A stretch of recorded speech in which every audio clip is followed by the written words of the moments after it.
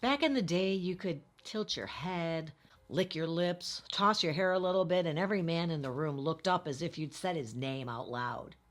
Today, you could rent a marching band and wave a neon sign, and half the men still wouldn't notice. And the funny part is, they'll admit it. Men will tell you without any reservation that they are clueless when it comes to reading signals. Body language, micro expressions, forget about it. You practically have to walk up within 6 inches of their face and say, "Hi, may I flirt with you now? Please?"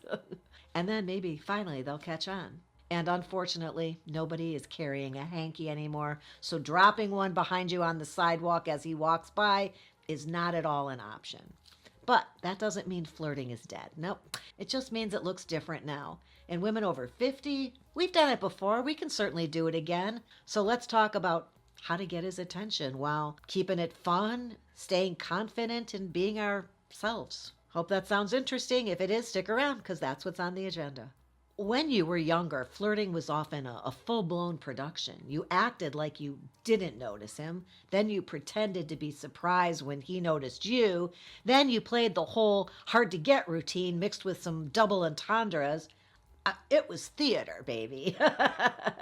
At this age, you don't have the patience for that kind of thing. You're not trying to be mysterious, you're not trying to manipulate. You're certainly not running scenes from some rom com you saw in the 90s. Now, flirtation is about presence. It's about letting somebody feel your energy. No props needed, no games, just showing up fully and letting him see that. That's more magnetic than any hair toss ever was. Oh, my hair's shorter now.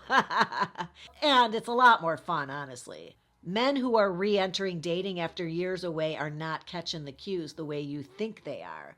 Their their flirt radar is off. Their batteries are low, their signal is scrambled, and that little eyebrow raise you thought was so clear, he totally missed it.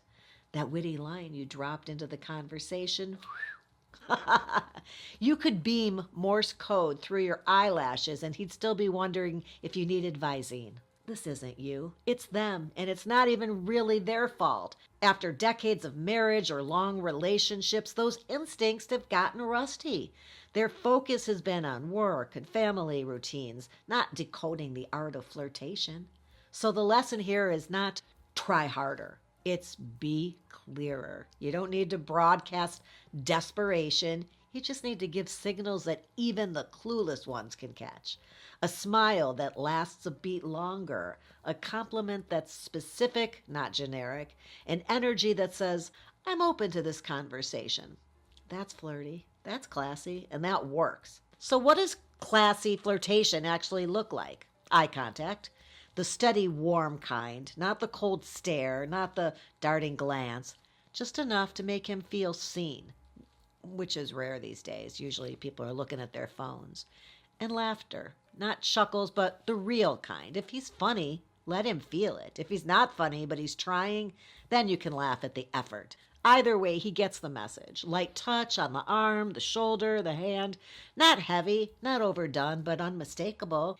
Even the most clueless man will catch that one, I promise. I think I can promise that. Compliments? Not "I like your shirt," because that's kind of forgettable, but "that color makes your eyes look super shiny or sharp or sparkly," whatever. He'll be replaying that line in his head all night. These moves say I'm interested without saying I'm desperate, and they give him the green light but keep you in the driver's seat. So, when you walk into a coffee shop so often that they know your order, like Cheers. That's what subscribing to the channel is like. You're officially part of the crew. And if you become a channel member too, it's like you get the secret handshake as a bonus. You're instantly one of the cool kids. So before we get back to the episode, if you could just hit those buttons, I'll save you a seat and maybe even share my muffin. Classy doesn't mean less sexual. Classy doesn't mean you wait 3 dates or 10 dates or whatever number some magazine decided was proper back in 1983. Classy women are strong, powerful women who know who they are. They know what works for them. They know when they're ready for intimacy and when they're not, and that timing is unique to each woman. One woman might decide she's comfortable being intimate after a few dates, another might wait months. Both are classy gals, right? Because classy isn't about somebody else's aerobic, it's about knowing yourself. When you flirt from that place of self knowledge, it's magnetic. Yeah, you don't have to justify yourself to anyone. You don't have to play by somebody else's rules. You're choosing what feels right for you. And that's what makes it very powerful. And here's the bonus. When a woman knows herself like that, she doesn't just come across as classy, she comes across as confident. And confidence, yeah, that's the sexiest flirt of all. Flirting in your 50s and 60s comes with the kind of confidence you can't fake. You've lived through heartbreak, you've raised families, maybe, built careers, possibly. You've reinvented yourself more than once. So when you flirt now, you're not saying, pick me. You're saying, I see you and I might choose you. That energy, men feel that. It's not needy, it's not tentative, it's grounded, and that's what makes it sexy. Confidence doesn't mean loud. It doesn't mean over the top. It means steady, present, clear. That's the kind of flirtation that makes somebody lean in. Picture this. You're at a coffee shop. A man sits down nearby, fidgeting with his phone, and you catch his eye and you smile. Not the polite flash you'd give a cashier, but a warmer smile that lingers for a beat. That's the important part. And he looks back, surprised, and you hold his gaze a second longer, and then you look away. That's all.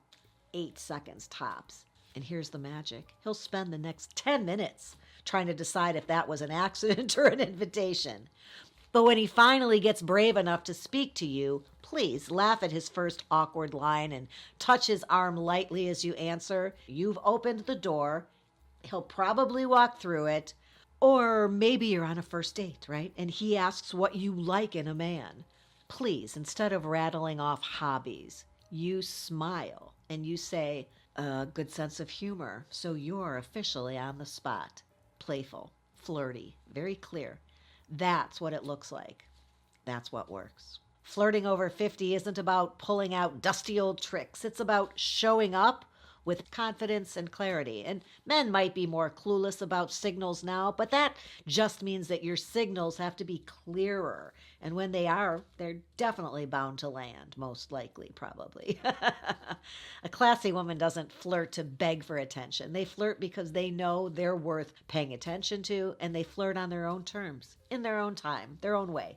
That's what makes it powerful. That's what makes it fun. And that's what gets a man's attention. All right, I hope you found that interesting or helpful. Somebody asked for the episode, so I hope you liked it.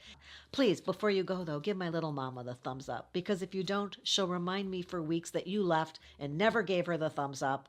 I can't live with that. And please don't forget to subscribe, because just like flirting at this age, the good stuff only happens if you actually show up for it. I appreciate you hanging out with me today, and until next time, have a good one.